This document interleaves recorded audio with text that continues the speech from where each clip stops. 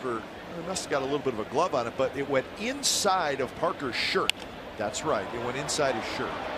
This one's flipped down the left field line, and it's fair.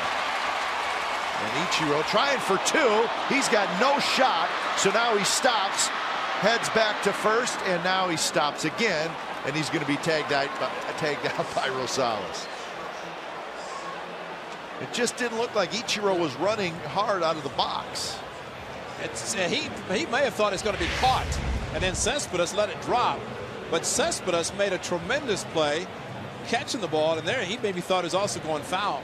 But Cespedes caught the ball and in one movement kept running and off balance threw the ball to second base. There's where he mishandled it, and then a perfect throw on the run to second base. But the amazing thing, Kai, is to see all three outfielders at second base. Everybody was on the infield to get part of the rundown if necessary. So everybody, regardless, and Ichiro started to run to the outfield because nobody was there. Didn't work though.